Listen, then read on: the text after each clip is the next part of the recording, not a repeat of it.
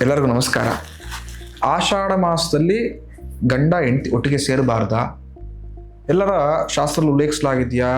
ಅಥವಾ ಮೊದಲನೇ ಸರಿ ಮದುವೆ ಆಗಿದ್ದವ್ರು ಮಾತ್ರ ಸೇರಬಾರ್ದಾ ಅಥವಾ ಯಾವಾಗಲೂ ಸೇರಬಾರ್ದು ಅಂತ ನಿಮ್ಮ ತಲೆಯಲ್ಲಿ ಪ್ರಶ್ನೆ ಇದ್ರೆ, ಆಷಾಢ ಮಾಸದಲ್ಲಿ ಯಾವುದೇ ಕಾರಣಕ್ಕೂ ದಂಪತಿಗಳು ಒಟ್ಟಿಗೆ ಸೇರಬಾರ್ದು ಅಂತ ಶಾಸ್ತ್ರದಲ್ಲಿ ಉಲ್ಲೇಖಿಸಲಾಗಿದೆ. ಏನಕ್ಕಪ್ಪ ಅಂತ ಹೇಳಿದ್ರೆ, ಉತ್ತರಾಯಣ ಕಾಲ ಮುಕ್ತಾಯವಾಗಿ ದಕ್ಷಿಣಾಯನ ಕಾಲ ಪ್ರಾರಂಭ ಆಗತಕ್ಕಂಥದ್ದು. ಈ ಸಂಧಿ ಸಮಯದಲ್ಲಿ ದಂಪತಿಗಳು ಒಟ್ಟಿಗೆ ಸೇರಿದಾಗ ಆಗತಕ್ಕಂತಹ ಜನನದಿಂದ ಆ ಮಕ್ಕಳಿಗೆ ಆರೋಗ್ಯದ ಸಮಸ್ಯೆಗಳು, ವಿದ್ಯಾಭ್ಯಾಸದ ಸಮಸ್ಯೆಗಳು ಅಥವಾ ಸಂತಾನದ ವಿಚಾರದಲ್ಲಿ ಅನ್ಕೊಂಡಿರ್ತಕ್ಕಂಥ ಫಲ ಸಿಗೋದು ಖಂಡಿತವಾಗಿ ಕಷ್ಟವಾಗತ್ತೆ. ಹಾಗಾಗಿಯೇ ಶಾಸ್ತ್ರ ಉಲ್ಲೇಖಿಸಲಾಗಿದೆ, ಯಾವುದೇ ಕಾರಣಕ್ಕೂ ಆಷಾಢ ಮಾಸದಲ್ಲಿ ದಂಪತಿಗಳು ಒಟ್ಟಿಗೆ ಸೇರಬಾರದು ಸಂತಾನದ ವಿಚಾರಕ್ಕೆ ಅಂತೇಳಿ.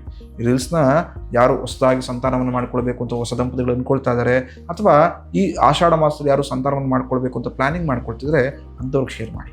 ಖಂಡಿತವಾಗಿ ಉಪಯುಕ್ತ ಮಾಹಿತಿ ಅಂಥವ್ರಿಗೆ ಖಂಡಿತ ಯೂಸ್ಫುಲ್ ಆಗುತ್ತೆ. ಈ ರೀಲ್ಸ್ ಇಷ್ಟವಾದರೆ ನಮ್ಮನ್ನು ಫಾಲೋ ಮಾಡೋ ಮುಖಾಂತರ ನಮ್ಮನ್ನು ಬೆಂಬಲಿಸಿ ಅಂತ ನಾನು ಕೇಳ್ಕೊಳ್ತೇನೆ. ಶುಭಮಸ್ತು.